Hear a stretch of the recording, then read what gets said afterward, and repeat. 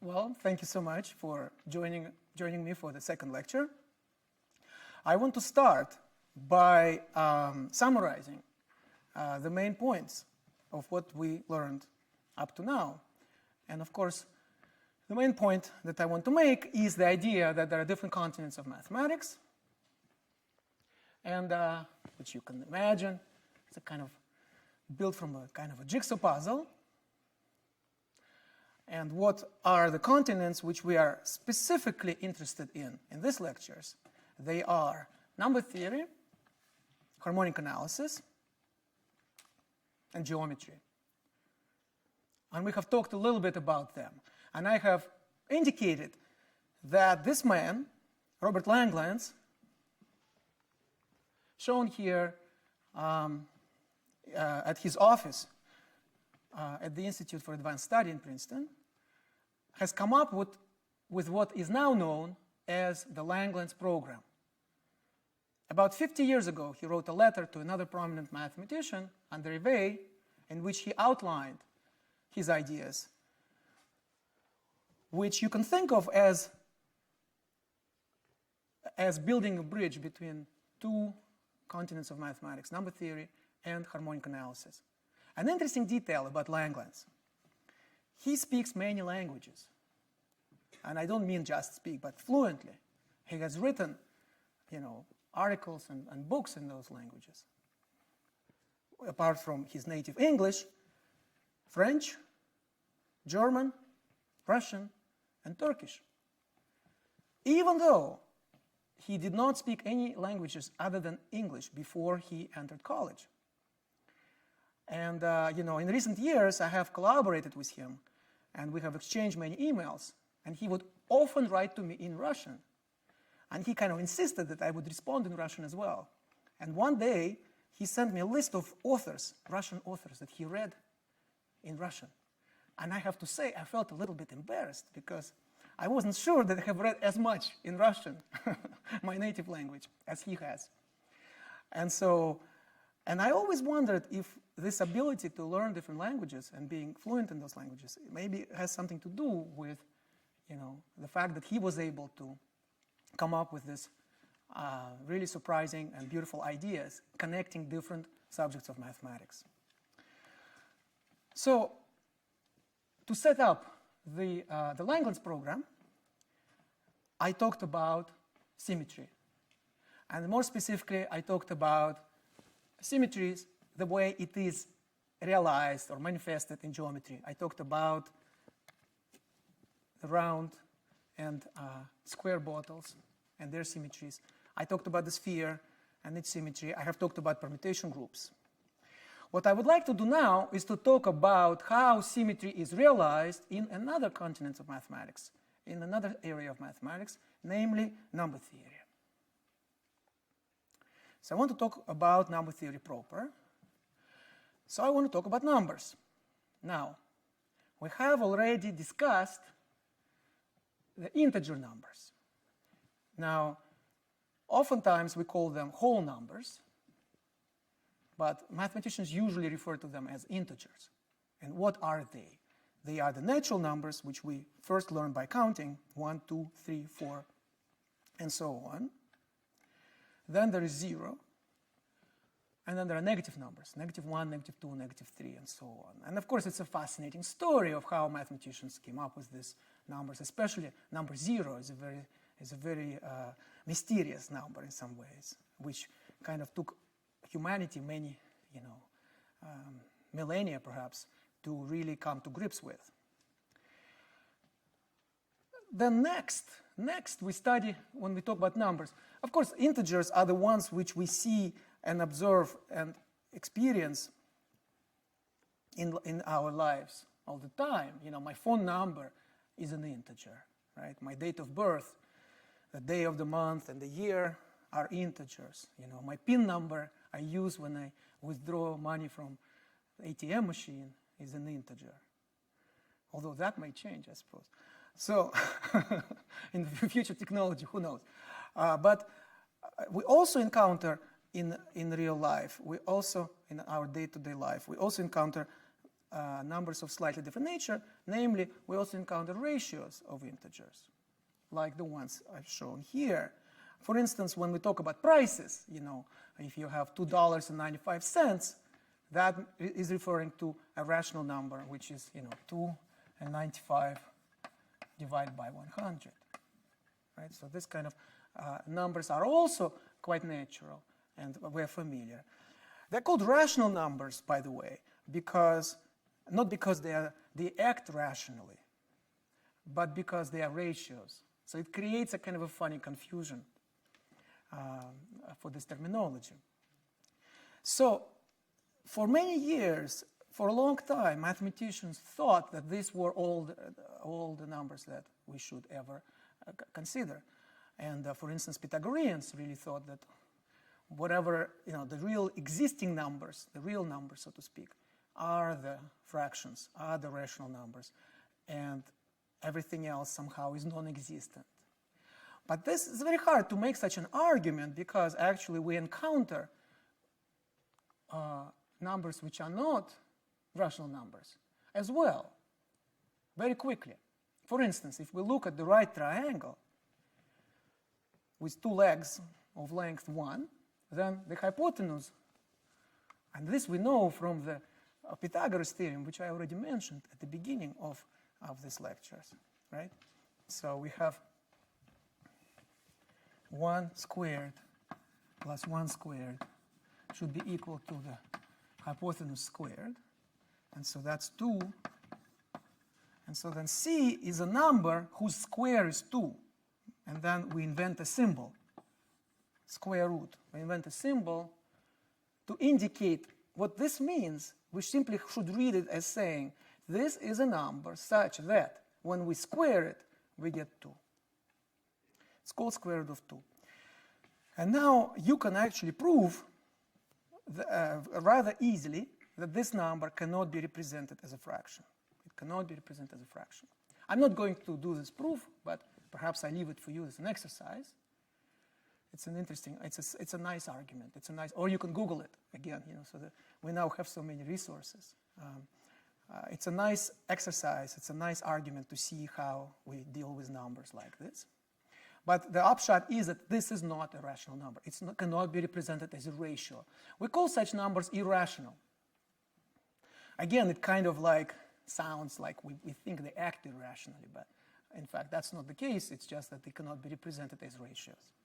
And there are many other numbers like this. Imagine square root of 3, or square root of 5, or cubic root of 3, and so on. So there are many such numbers. And so what to do? So we encounter these numbers, and they kind of disturb our simple universe of rational numbers. So what to do? And the idea that, and this is in a sense the kind of has been the pattern in mathematics in the last maybe 2,000 years, is a kind of idea of being inclusive. That when we encounter beasts like this, like square root of 2, instead of saying you don't exist, and running away from them, and not accepting them as members of the family of numbers, rather we become more inclusive. We accept them. Say, okay, come join us, and see what happens if you join us. So in this case, what does it mean that the square root of 2, the stranger, would join the family of rational numbers?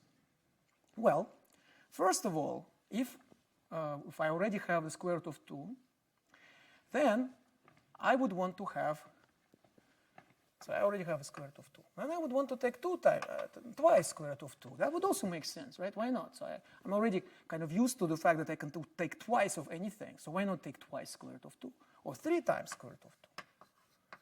And so on. I would also want to take 1/2 of square root of 2. Because I already know about fractions. And 1/2 is a natural fraction to take. I would take 1/3 of square root of 2.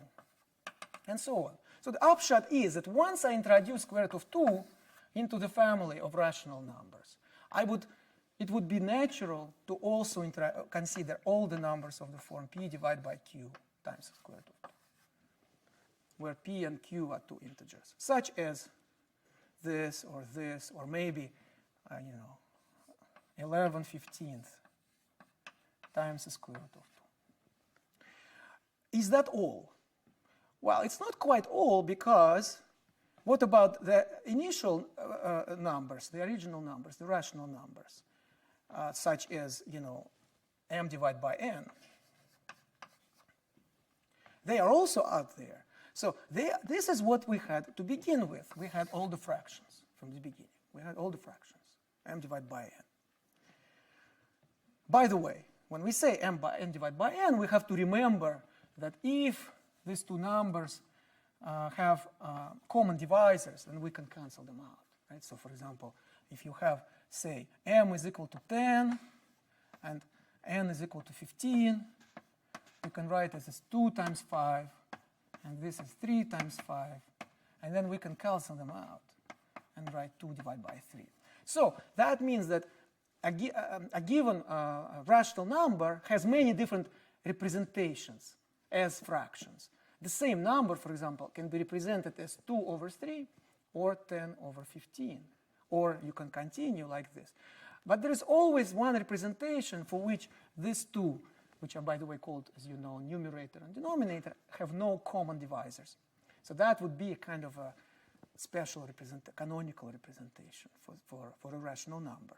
So when I write m over n, we have to remember that fact that actually it's not necessary that these fractions are different for different m and n. Rather, there is a certain equivalence relation between them, that if the numerator and denominator have the same multiple, we can cancel them out.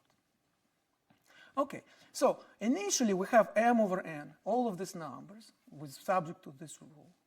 And now we have numbers like this. We also have numbers p over q times square root of 2. But these are different numbers, you see. These are different. They are never equal to each other. If they were equal to each other,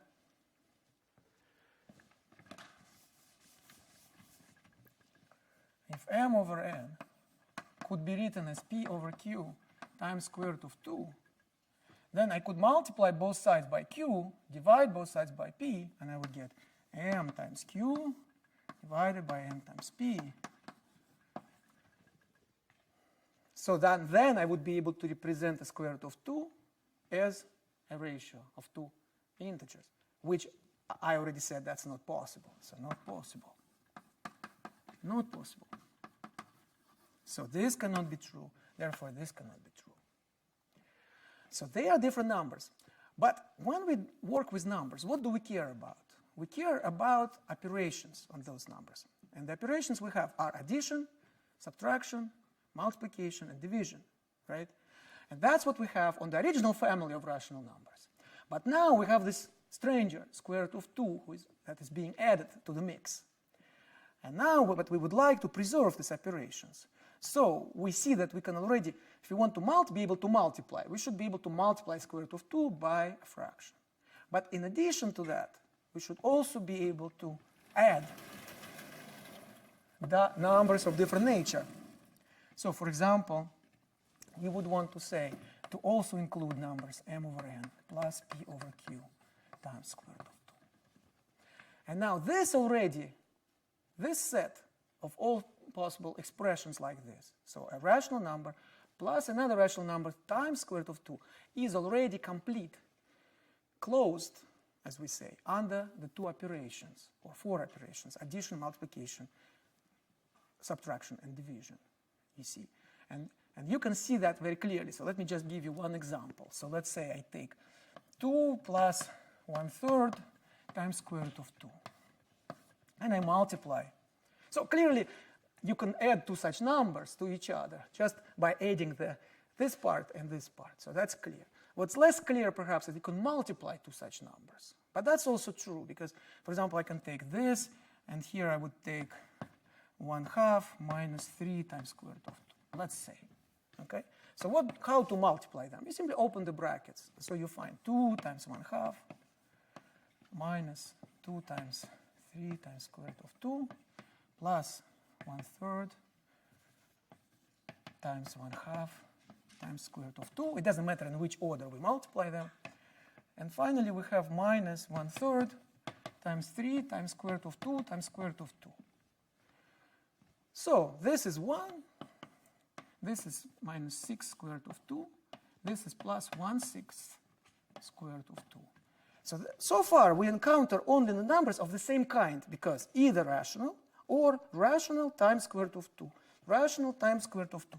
Perhaps I should put these dots to have the same notation everywhere. And so the only thing to realize is that this guy, which apparently looks different, it apparently looks different because it has twice square root of 2 appearing, times square root of 2 times square root of 2. So it appears like it's a beast of a different nature. But in reality, it's not, because by definition, square root of 2 times square root of 2 is the same as square root of 2 squared, and that's 2. That is the property of this number. Its square is 2. Therefore, this, even though this number looks like it's a different number, it actually isn't. It is actually equal to. So 1/3 times 3 is 1, so there's a minus here, minus 2. So we are back to the original setting. So I replace this expression by -2, and then I can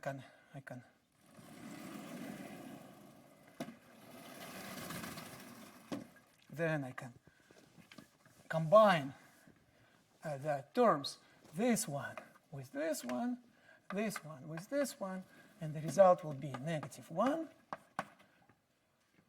plus 1/6 minus 6 times square root of 2. If you want, you can write -1. So this is minus 35 over 36 times square root of 2. Over 6, that's right. Yes. Okay, so this is how you do the calculation.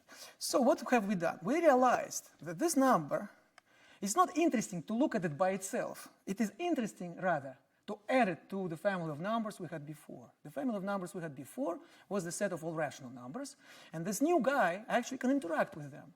So the result of that interaction is that we obtain a new system of numbers. They can include numbers of the form a plus b times square root of 2. And this number, a and b, are the rational numbers, just like the ones which I explained here. And the beautiful thing about this new set of numbers is that they actually have the same operations. We can do the same things to them as we do to rational numbers. We can add them, subtract, multiply, and divide. And then they're closed under these operations. This new numerical system is an example of what mathematicians call number field. So we have constructed a number field by realizing that there exists a number other than a rational number, namely square root of 2. And likewise, of course, we can do such things with other irrational numbers like square root of 3 or cubic root of 2 and so on. It's just the beginning of a story. What I would like to draw your attention to, though, is that this new numerical system possesses hidden symmetries. And this will be our portal into understanding symmetries in number theory, because now we are studying numbers. These are numbers, right? So how does it work? It turns out that if we make a transformation that takes the number a plus b squared of 2 to a minus b squared of 2, and we apply it to every element of our new numerical system, then under this transformation, all the properties of this numerical system will be preserved. Addition, multiplication, subtraction, and division will not change. So let's be more concrete. So let's say that I take this number. This, by the way, in my general notation, this guy would be a, and this guy, -1. And this guy, -35 over b, would be b, what I call here a and b. And let's apply this symmetry, this transformation, to this number. You see, under this transformation, this part should stay the same, so it will be still -1. But here, the sign should change. So it will go to plus 35 over 36 square root of 2. And likewise, you do it for all numbers. I see. For some reason, I like number 36 today, so thank you. It's always a good idea to put the wrong number on the blackboard, but that's how you know that somebody is listening, so you know. So please correct me in the future as well. Okay. And so you see, now if you apply this transformation one more time, what will happen? So when you apply the first time, the sign goes from plus to minus. If you apply it one more time, the sign will go from minus to plus. So you will get back the original number. You see, it's a flip that you apply it twice, you get back the same thing. If you apply to this now, so apply this number, you get this. If you apply back to this number, you get back this. And this, of course, now looks similar to what we have already looked at before, namely the butterfly, symmetries of the butterfly. In the case of a butterfly, the reason why we say that the butterfly is symmetrical is because we can exchange two wings of the butterfly, you see. And now think of one wing corresponding to plus square root of 2, and the other one corresponding to negative minus square root of 2. So we have exchanging those wings would be like exchanging square root of 2 and negative square root of 2, which is the essence of the symmetry that we have considered. At first, this looks like a simple observation. You have a question, but wait for the microphone.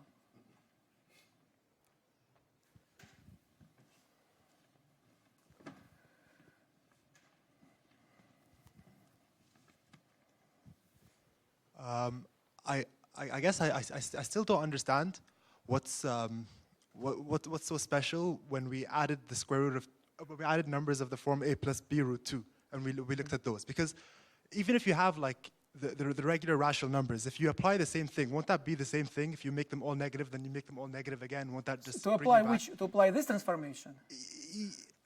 I mean, like if we grab each of our numbers and Let me try to answer tell you something and then see if that's answering your question, okay? So when we have rational numbers, right, it's all fractions, right? All possible fractions with this rule that we can cancel out common divisors. But that's not the whole story. The whole story is that also we can add them, we can add and multiply. Add and multiply. That is to say, given any two rational numbers, we can take the sum. Given any two rational numbers, we can take the product. And it will again be a rational number, you see. So, and likewise, we can also take the difference, and we can also take the divide one by another. And the point is, we kind of take it for granted, right? We take it for granted that if you add, subtract, multiply, or divide two rational numbers, the result will be again a rational number. Right? But that's a fact. Note, by the way, that for integers, that's not true. The sum of two integers is an integer. The product of two integers is an integer. But if you divide one integer by another, it's not an integer anymore. So we would say the integers are closed by the operation of addition and multiplication, but not closed with respect to division. The rational numbers, though, are closed with respect to all operations: addition, multiplication, subtraction, and division. Now, so this is a beautiful sort of form, these rational numbers, right? The set with these operations. And now there is a stranger, there's a square root of 2, which we know is not a rational number. So now the question is, can we construct a new numerical system which number one, will include all rational numbers. Number two will include square root of 2. And number three will still be closed under all of these operations. And the answer is yes. And this is how, and I explained how to construct it, because I said, well, but now let me retrace that explanation by using in these terms. If we want a system which includes rational numbers and square root of 2 and is closed with respect to multiplication, then for sure we want to be able to multiply square root of 2 by a rational number. So those numbers should be included in our system. Once they're included, we should also include the sum between such a number and a rational number if we want to be closed under addition. So for sure we have to include at a minimum, we have to include all elements of the form a plus b squared root of 2, where a and b are rational numbers. Then we say, is that enough? Is that new system the collection of all such numbers? Is it closed under addition, multiplication, subtraction, and division?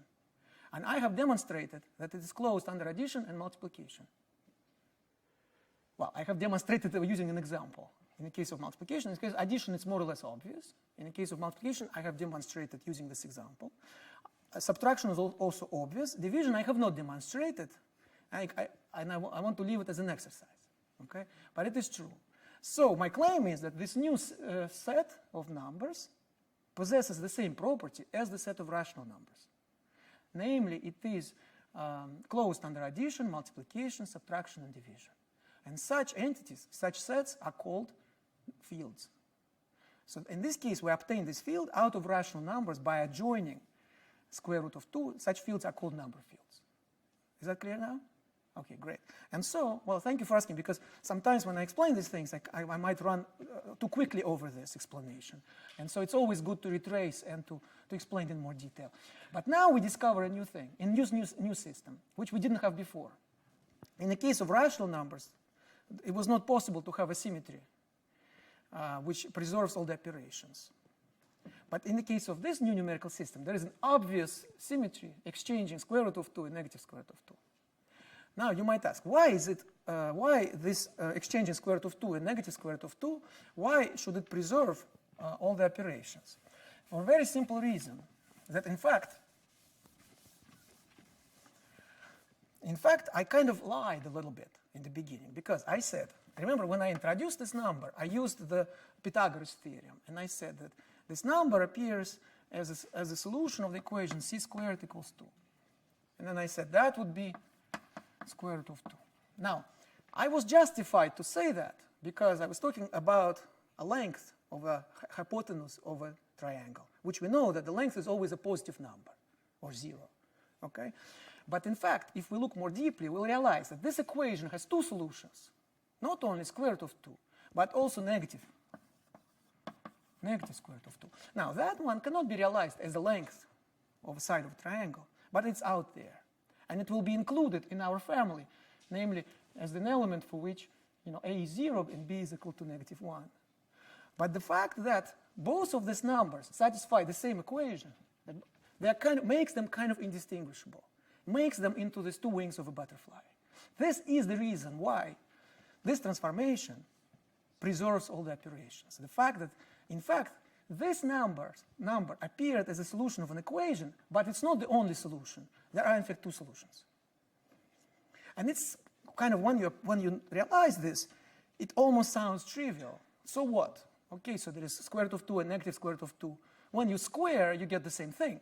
Of course you get the same thing. If you take negative square root of 2 and you square it, well, we know that minus sign squared is plus sign, so we get plus 2, right? Because minus squared is plus. So of course it is a solution of the same equation. But once we see that there are two solutions, that creates an opening. That creates an opening for symmetry, which would exchange the two, just like the wings of a butterfly. And now the point is that this is a very general phenomenon. So I explained to you here just one specific example when you have two solutions of an equation, of a quadratic equation, if you will, right? It's something squared is equal to 2. There are two solutions, and that creates the opening that you can exchange these two solutions. So you get this symmetry group. Now, the point is, of course, if you want to exchange square root of 2 and negative square root of 2, then, of course, for more general numbers, you have to do this. Because, you see, we already decided that if you have a fraction, a rational number, it should stay the same. This guy, square root of 2, should become negative square root of 2. So that means there is no choice as to what this operation, this transformation, this symmetry will do to this most general number in our numerical system. It will have to send this guy to this guy, a plus square root of 2, beta, a plus b square root of 2 to a minus b square root of 2. Okay? So, but things become more interesting when we consider more general equations. And this is the main point. You see, here I was talking about this number, and I called it C. Why did I call it C? Because I was using the taking the cue from Pythagoras theorem, in which C was a notation for the hypotenuse. But in fact, from a more standard way to write this equation would be x squared equal 2. In fact, you may have been wondering, where did all the x's go? Because the first lecture, I didn't say x, I think, a single time. So usually when we talk about mathematics, we usually talk about some x, y, some variables, and so on. So I kind of managed to postpone the appearance of x until this moment, right? But now, okay, I cannot hold off anymore, so I have to introduce some unknown, some x, and the usual notation x. So it is really a solution of this equation. So again, x equals square root of 2 or negative square root of 2. But the story that I told you up to now is really about solutions. I mean, initially, I presented it to you as a story of a stranger to the family of rational numbers. That, you know, you thought that you have encompassed all numbers by looking at the ratios of the fractions. And boom, suddenly, there is a new guy, there is a new member, you know, there is a new guy on the block, and which is not a rational number. So what to do? We want to include that number, so we create a new system, and here we are.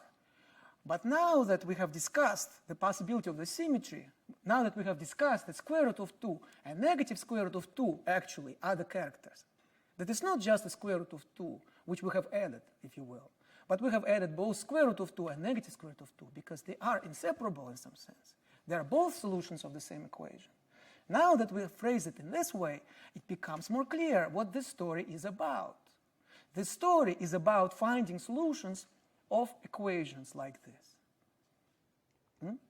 And these equations are called polynomial equations or algebraic equations. You see. And so what we have done is we have considered a polynomial quadratic equation. In fact, in this case, it is called quadratic equation because it involves a square.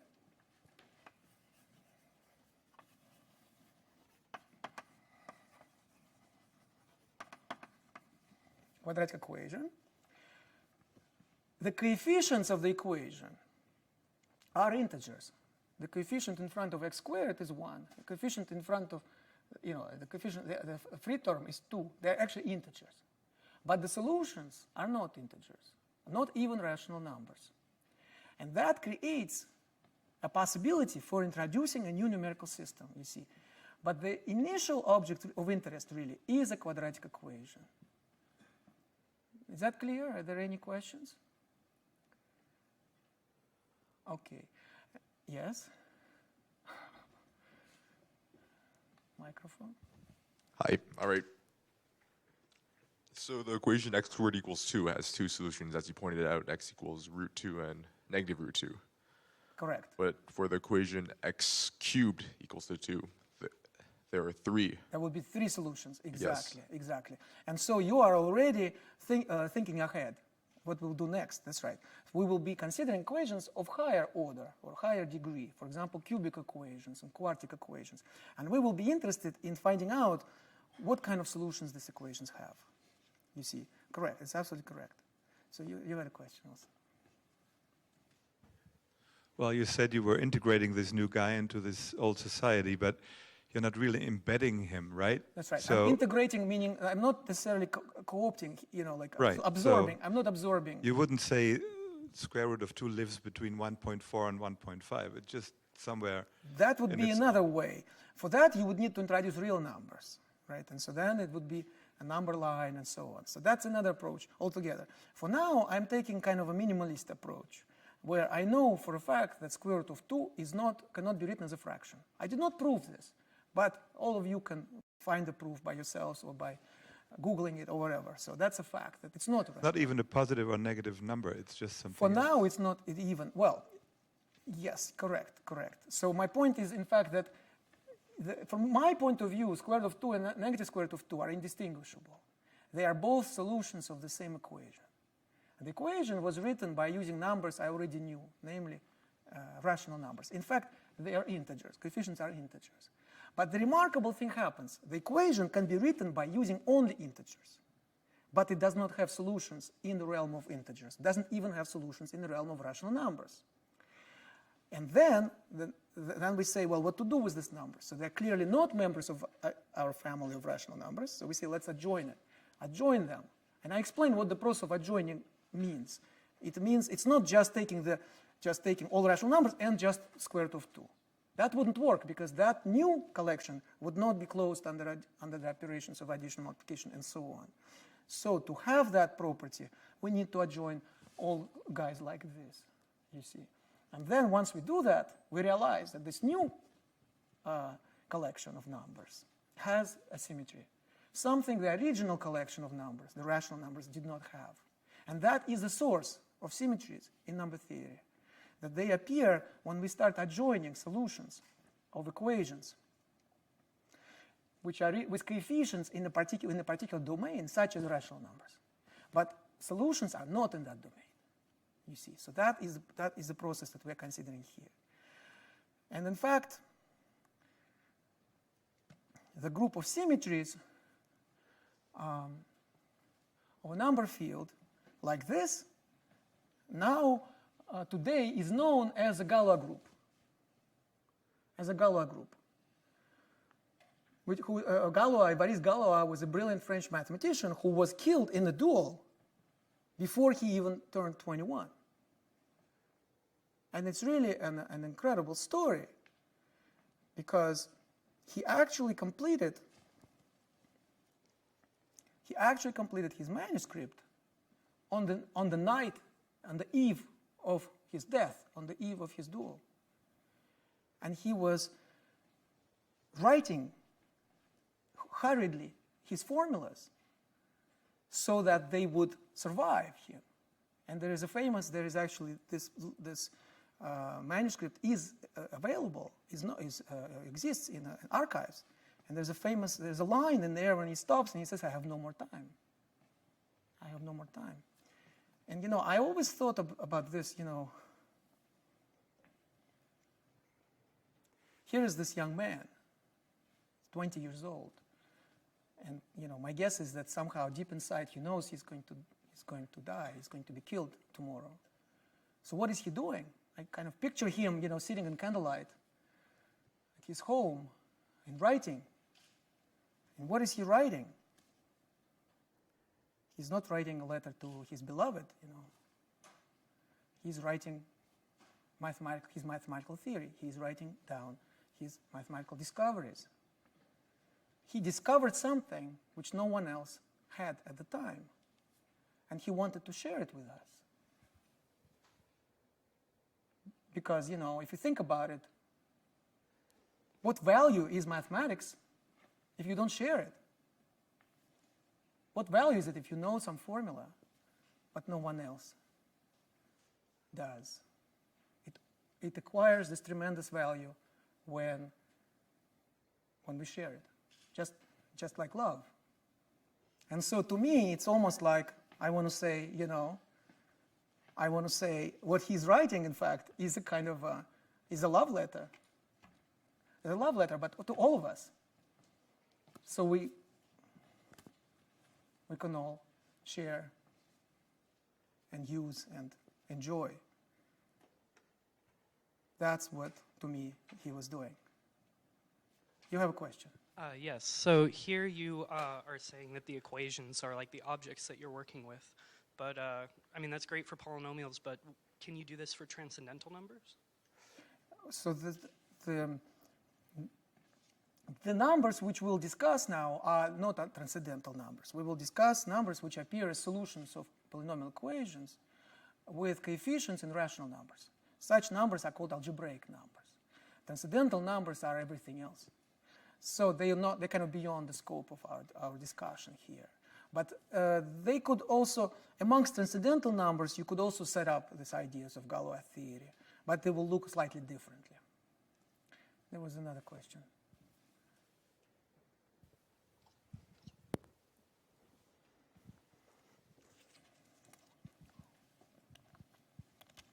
All right. So you likened Galois' writing his manuscript the day before his death, yes, as if like a love letter, yes, to humanity. Yes.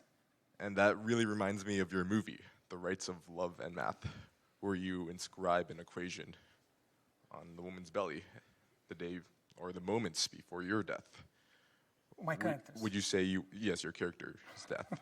Would you say you were inspired by Galois in writing the plot of the movie? Absolutely. Absolutely. No, thank you for making this link. But yes, it's a good question. Yes, I think you're right. Yes, but I mean, in a way, we all do this. All mathematicians, we all do this, not necessarily in such dramatic circumstances, being killed in a duel and so on. But it's sort of, it's really what I find so inspiring about doing mathematics is, those moments when you suddenly come have this insight, this revelation, and you solve a problem you've been working on, or you find a new idea, a new concept like this, and you realize this for a split second, or for some time, that you have something which no one else in the world knows. It's almost like, in my book I say, it's almost like someone who ran, 100-meter dash, and shaved off 1/100th of a second from other runners. So, it's not necessarily that you've done something. You have pushed sort of our abilities, our endless possibilities further, And in the case of mathematics, some of that is very concrete knowledge. We'll talk about some of the applications of number theory, for example, in encryption, later on in the next lecture. So a lot of the stuff that we are discussing, it may look like something abstract and difficult to comprehend. But what we don't realize is that a lot of things in life, which we take for granted, all the technological innovations and things like that, they're based on this mathematics, you see. They're based on this mathematics. For example, obviously, a lot of devices in today's world is based on quantum mechanics. And quantum mechanics would not exist without a deep understanding of complex numbers, which are numbers of the same nature as what we are discussing. So just one example. So it's interesting how, in fact, a lot of this research has this connection to the real world and to our daily lives. But also, I think it's almost this feeling of being able to push the veil over the unknown, that there is this big, like I said from the beginning, it's a kind of, to me, mathematics is this big mystery, this big detective story. Why are these numbers there? Who ordered them? Why is square root of 2 not a rational number? What else is out there? And what are the symmetries of those guys? You see, so that's what motivates us when we do mathematics. Even if we don't, the story for most of us is not necessarily, is more, I would say, more mundane. We wake up in the morning and brush, our teeth, and then get a cup of coffee and get to work. But it is something we push ourselves to do that. We push ourselves, and then we want to share it with others. But perhaps let me continue a little bit, and then we'll take more questions. So we move along. So what Galois did is he actually was able to solve a problem which had remained unsolved for centuries, and that was the question of trying to find solutions of the equations in radicals. Now, radicals not in the sense of the kind of sense in which this word is used in Berkeley, but by radicals, I mean things like square root or cubic root or quartic root or, so any sort of root. Of course, root also has other meanings, right? And so it becomes a little bit,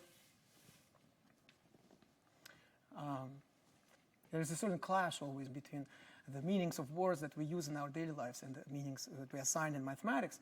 But by square root, so there's a square root of, say, 2, but then there's a cubic root of 2, but and then it could be fourth, but not necessarily of 2, but let's say of 5, and so on. So any nth root of some number, let's call it A, that's called a radical. And so the question is whether, if you have an equation like the one we discussed, x squared equals 2, whether we could write solutions, actually maybe write it here, whether we could write solutions of these equations in terms of radicals alone. Now, for x squared equals 2, of course we can. The whole point was that the radical, almost we invented this notation, radical, to signify a solution of this equation, as we did for the other one. And at school, we also learn a general formula for solutions of general quadratic equations. So what is a general quadratic equation? It's an equation which would have x squared, x, and a free term with some coefficients. And at school, we learn a formula for the solution. Let's see if I can reproduce it correctly. Minus b plus minus b squared minus 4ac divided by 2a. Now, the details are not so important now. What is important is that the only ingredient here, which other than the usual operations of addition, multiplication, subtraction, and division, is the square root. So this is an example of a solution in radicals. You see, it is formula in radicals. And so the question is whether we can do the same for equations of higher degree. At school, we stop at quadratic equations, usually. We usually don't consider the next step. The next step, of course, would be cubic equations.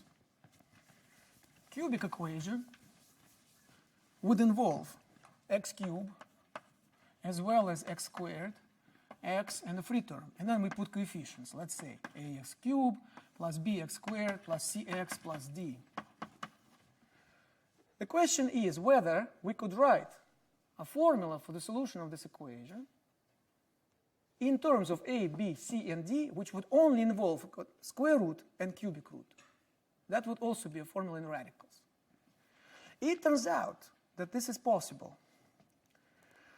And in fact, this is the beginning. What I'm trying to explain to you is the beginning of a beautiful story, which was one of the perhaps most important, most interesting questions that was considered in mathematics for many centuries.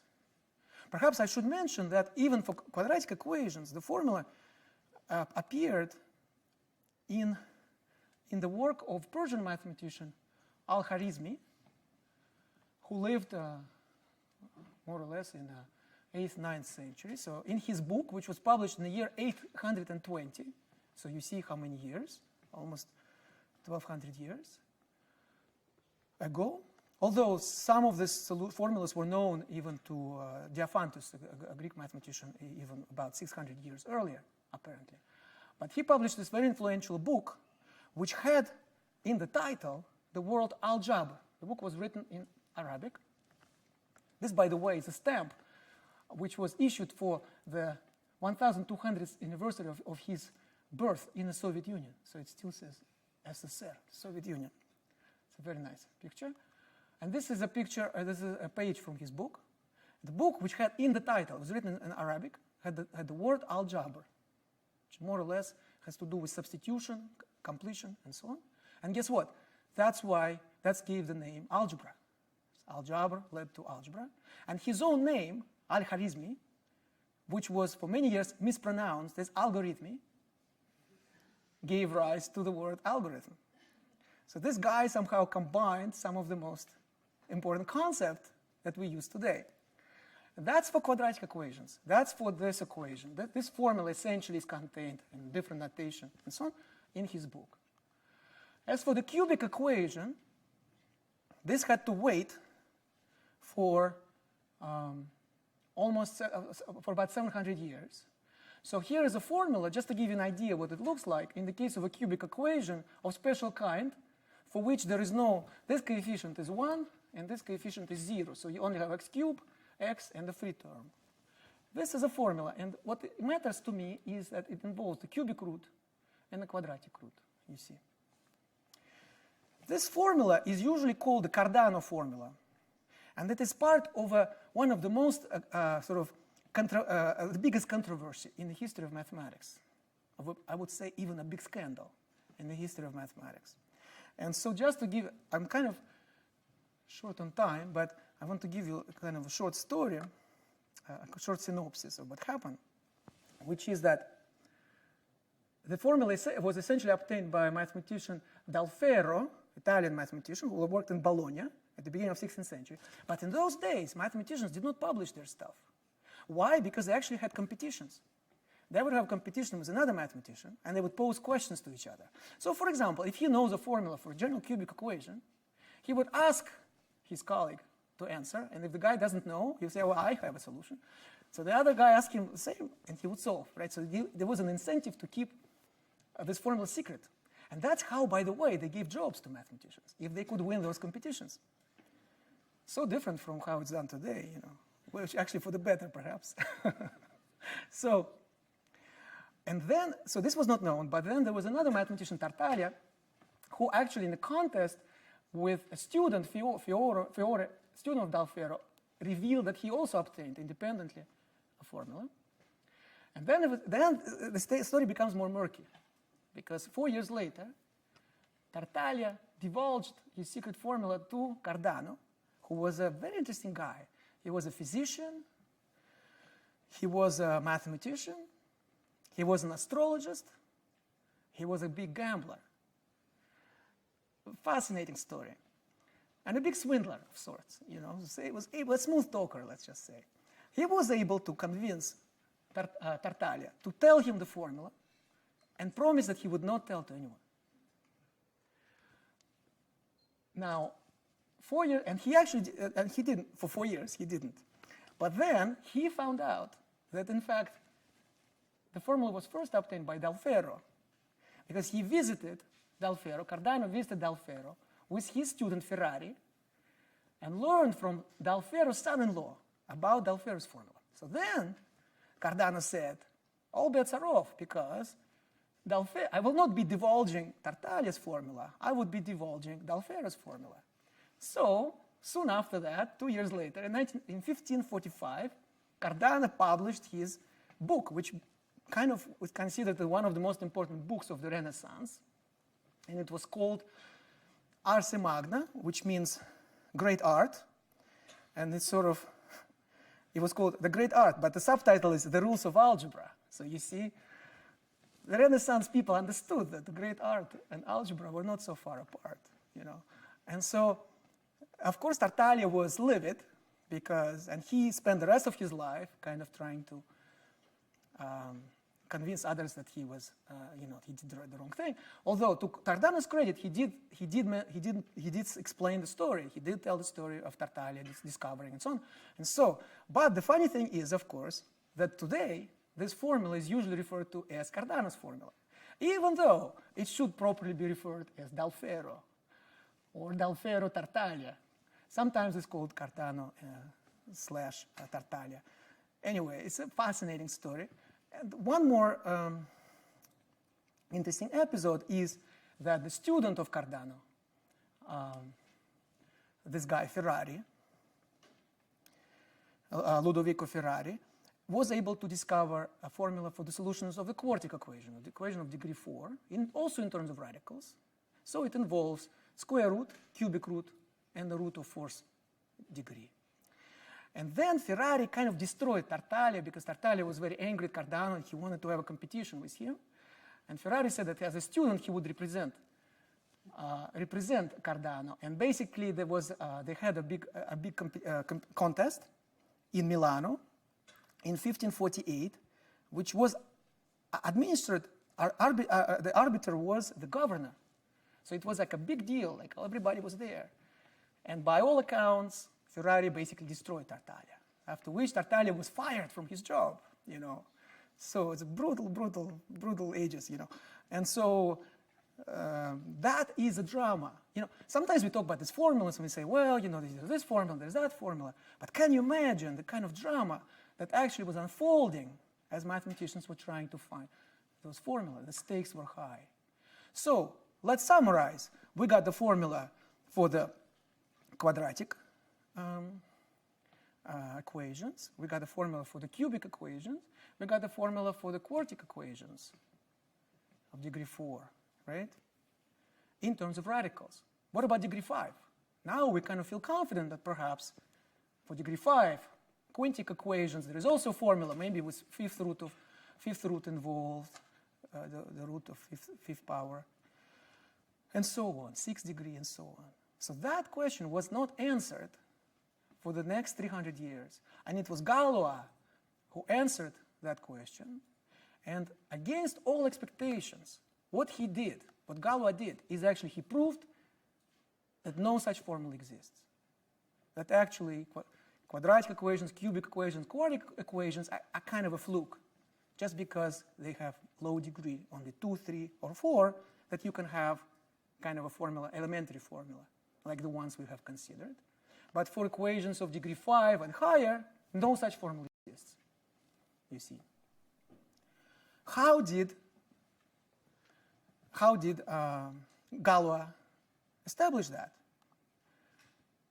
Well, here's a page from the Cardano's book, written in Latin. And so what I want to explain is that what Galois did is that he did not solve the problem. He hacked the problem. Because he looked at it in a totally different light, from a totally different angle, you see. The problem was understood as a problem of finding a solution of an equation like this. So the next would be when you have ax to the 4th power plus and so on. So for this one, there is a formula in radicals, right? For this one, there is a formula in radicals. But the next equation would be ax to the 5 plus bx to the 4, and so on. And Galois showed that no solutions, no formula exists in radicals, in general. But he did show that, not because he tried to find a formula, but because he reformulated the question. He said, you guys are doing it in the wrong way. You are trying to find a formula. But instead, what we should be asking is, what are the symmetries? What are the symmetries of the solutions of the equation? And you see, it turns out that you can learn about the symmetries of the solutions of the equations without knowing what the solutions are. That is the beautiful thing. Because, for example, we already saw that in the simplest case of the equation x squared equals 2. In the case of the equation x squared equals 2, we knew that there were two solutions which we called square root of 2 and negative square root of 2. But in fact, and then we saw from that there is a Galois group, the group of symmetries which exchanges them. But in fact, we could have known that without solving, because it would be clear to us that there are two solutions. And because there are two solutions, the only symmetries that you can have is just exchanging them or doing nothing. And that's the butterfly group, if you will, right? So, or from the point of view of what I described in my previous lecture, this is the group of permutations. The group of permutations with two elements. Remember, I had those tangerines and we were permuting them. If you have two tangerines, the only permutations that you have are either exchanging them or doing nothing at all. And just by knowing that there are two solutions, you can infer that the group of symmetries only has these two elements, you see. And likewise, he was able to show that for a general equation of degree 3, the group of symmetries would be the group of permutations with three tangerines, or three solutions, right? And for degree 4, permutations with a set of 4 elements, and so on. And then the question became, can you infer from the structure of the group of symmetries the possibility or impossibility of writing the solution in terms of radicals? And he solved that brilliantly. He explained that that could be traced to a very special property of that group, that Galois group. So the question became whether the groups of permutations possess this property or not. And the answer was only for degree 2, degree 3, and degree 4 it does, but starting with degree 5, it doesn't. Therefore, no such solution exists. That was his argument. And you see, I want to say that he kind of hacked the problem because he completely rephrased it. And you can imagine something that was not known for 300 years suddenly came became so crystal clear. It became so crystal clear why you had those formulas in the first place, you know. So it's very interesting to me because oftentimes in mathematics, the way we teach mathematics, we often present it as if it is a bunch of formulas that we need to memorize, that we need to know, right? So from this point of view, I would say students must be very happy about Galois' solution, that you don't need to memorize more formulas. But the truth of the matter is, of course, that mathematics is not about formulas and calculations. Mathematics is about concepts and ideas. And the great example here is the idea of a Galois group, of the group of symmetries, of the numerical system which is obtained by adjoining solutions to rational numbers, you see, and then realizing that from the structure of this group, you can tell whether the equation has or does not have a solution in terms of radicals. That was the brilliant solution of Galois. And so, just one example of, so ultimately it all boiled down to studying the group of permutations of a set of 5 elements, namely the 5 solutions of a generic equation of degree 5. An equation of degree n will have n solutions in general, generically. And so you have, so what kind of permutations do you have? Here's one example. And you can count how many there are. I'll just give you the answer, 120. This is 5 factorial, 120 elements. So the first group has for 2 elements, there are that the group has 2 permutations. For 3 elements, it has 6. For 4, it has 24. Still kind of small groups. That's why they have such a simple structure. And they are what mathematicians call solvable. And the fact that they're solvable enables you to solve the equation in terms of radicals. But already for 5 roots, the group has 120 elements, and it becomes much more complex, not solvable anymore, and therefore there is no such formula, you see. So that was Galois' conclusion. Groups of permutations, by the way, are also known in mathematics as symmetric groups. So again, the word symmetry kind of is in the air, symmetric groups on n objects, or in this case, 5 objects. So this is just one example. So let me summarize. Where are we now?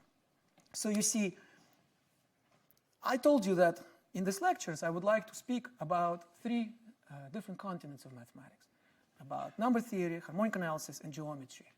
And I said that throughout all of these fields of mathematics, there is one idea, one concept which appears to be central, and that is the idea of symmetry.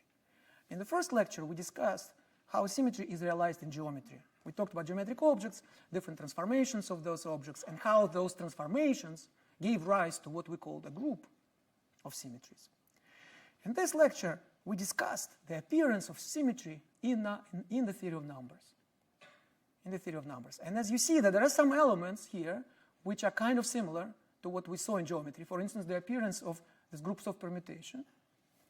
But also there are some new elements, right? The idea of solving polynomial equations, impossibility of writing formulas of a certain kind. So it's sort of a slightly different flavor. So that's the appearance of symmetry groups in number theory. And next, in the next lecture, we will talk about how Robert Langlands, was able to connect the kind of problems that Galois grappled with so brilliantly, connect them to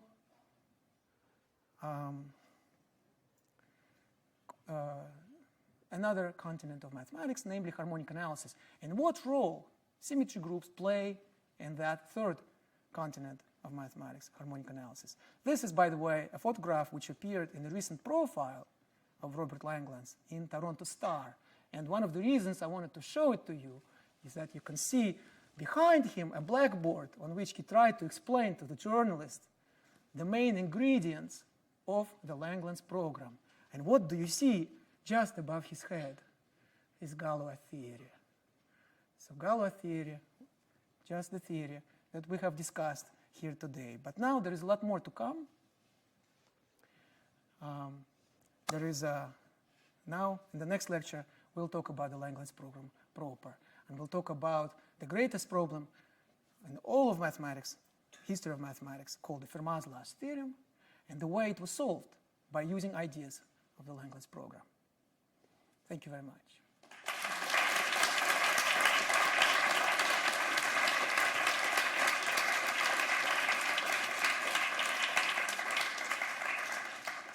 And so now we would like to keep you for a few more minutes.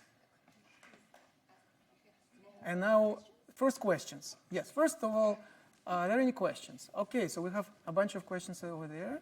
All right.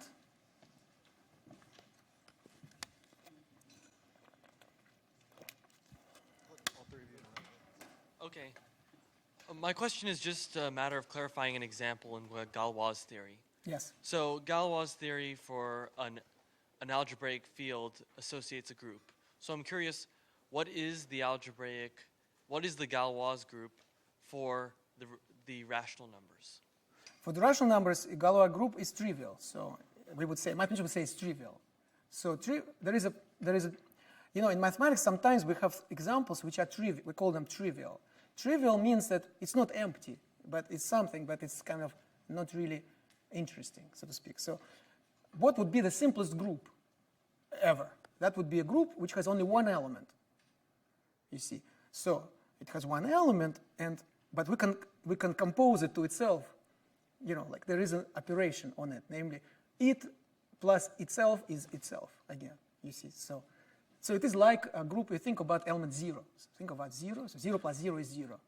So this set of just one element is also a group, right? So that group is the Galois group of the field of rational numbers. So for rational numbers themselves, you see, you had to come out of the world of rational numbers to appreciate symmetries in number theory, because rational numbers themselves do not possess any symmetries. And when I say symmetries, I mean the symmetries which preserve all the operations. All the operations, addition, multiplication, subtraction, division, and also they should preserve special elements in the field, 0 and 1. Then you can see very easily that if you have a transformation which preserves 0 and 1, it will have to preserve all rational numbers, because it will have to preserve 1 plus 1, 1 plus 1 plus 1, and so on. So it will have to preserve all the integers, and it will have to preserve all the inverses of integers, and then all the products. So it's just 0 element with the only mapping is an isomorphism onto itself. Yes, right. That's right. And on the exact opposite end, complex algebraic numbers in general also will have a Galois group. That's right. So very good. So the ultimate goal of one could say that the ultimate goal of number theory, or one of the ultimate goals, is to understand what's called the algebraic closure of rational numbers. That means that we consider all possible polynomial equations in one variable with coefficients in rational numbers. All equations like this with coefficients are rational numbers. And adjoint solutions of all of them. So it's going to be huge, really humongous. This is called algebraic closure. And then you ask, what is the Galois group of that field? And that is, I would say, the biggest question, in some sense, it's the biggest question in number theory.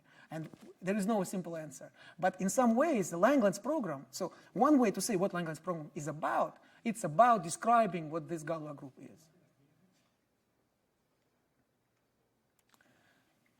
What exactly is different about a set of 5 that makes it unsolvable?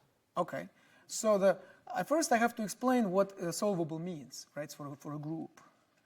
I mean, the simplest way to say it is because it becomes big enough, so to speak. So it becomes very non-commutative, so to speak. So there's one topic which we didn't discuss, which is that groups could be commutative or non-commutative. Commutative means that if you have two elements of the group and you add them up, the result will not depend on the order in which you do it. So for example, the circle group which we discussed in the previous lecture, it is commutative because it doesn't matter if I do 30 degrees and then 20 degrees or first 20 degrees and then 30 degrees. In the case of a basketball sphere, there is also the choice of axis. And if I have two symmetries which correspond to different axes, applying the transformations back to back in one order or the other order will lead to two different results. That's called non-commutative. So solvable group is a group which has in some very precise sense, which I probably won't be able to explain, is built from commutative groups. It's kind of built in a very precise sense from commutative groups. A non-solvable group is a group which is very non-commutative, that somehow it cannot even be broken into pieces which are commutative. And so what happens is that the group of permutations on 2 or 3 or 4 objects is solvable. It's not necessarily commutative. Only the first one is commutative, the one on 2 objects. On 3 objects, already non-commutative, but it is solvable. It can be broken into 2 pieces which are commutative. And likewise for 4. But for 5, it cannot be even broken into commutative pieces. So that is a property. And now you may ask why it is important, why this commutativity is essential for writing formulas in radicals. And the reason is simple, is because when you take a radical, it's basically, it's like solving x squared equals 2. So you take a square root and you have a minus square root of 2. So if you would take the cube, you would be multiplying not by minus, by cubic root of 1. And so the group of roots of unity appears, and that group is a so-called cyclic group, and it is commutative. So that's why if you do have a formula in terms of radicals, then it means that your Galois group can be represented as built from commutative groups. So that's more or less the answer. We have probably time for one more. Yes, there is one, okay. I wanted to ask, to what philosophy of mathematics do you subscribe? So would you consider yourself a Platonist, nominalist, or fictionalist? Okay, well, you'll have to wait till the last lecture, because in the last lecture I will disclose that. But I think you might already guess where it's going, right? All right, so, okay, there is one more? Okay, let's do one more, and then we'll do one more, 5 more minutes, and then.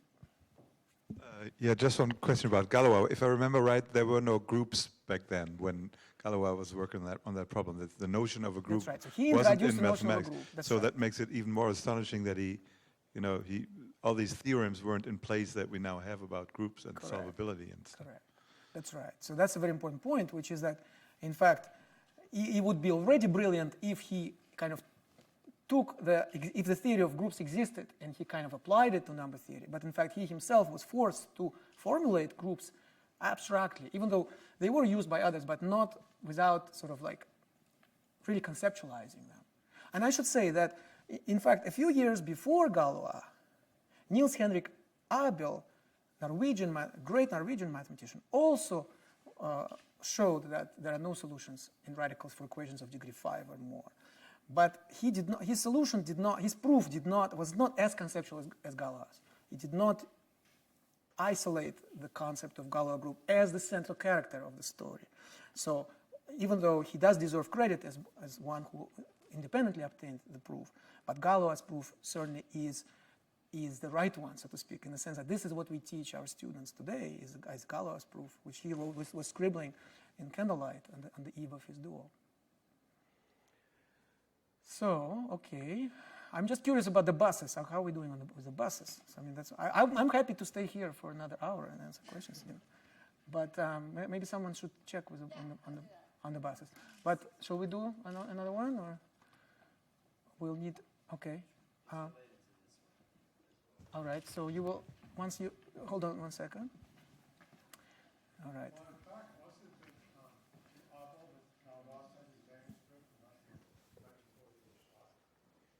He didn't send it to Abel. He did not send it to Abel. He sent it to his brother, I think.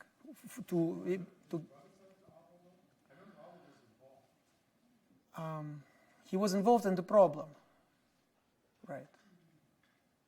So did you? Okay. Yeah, it's just. Could you elaborate more on the details of like what machinery was in place when Galois? Because like when you learn about Galois theory in undergrad, like there's this whole machinery of fields and groups and stuff, and as far as I know, that wasn't around when he was there. Right. So like what of that machinery did he invent, or like how did he, like what form did those theorems take that we might recognize? It's a very good question.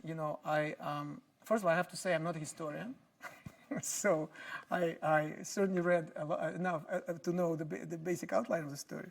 But once we get to these little details, But I think it's fair to say that most of what we now take for granted in our undergraduate algebra courses, when we talk about Galois theory, even such as the notion of a field and so on. I know for sure that he was the one, for instance, who introduced finite fields. And he proved the first results about finite fields, which is amazing also because it's kind of almost a separate story, right? So I would say it's almost like most of the stuff did not exist, that he actually single-handedly built all of this from scratch, being motivated by this question. But then he was, instead of doing what people were doing for for hundreds of years and just trying to find a formula, he just said, you know what, let's look at it differently. So which I think is what, to me, is the moral of this story. That sometimes you should actually just forget about what you know, You should just forget about what you know and what other people are telling you what to do, and just do something totally different. And he succeeded. All right, so now we need to, Sugit-san is not here, but I think that there was some kind of a request that we just have some kind of a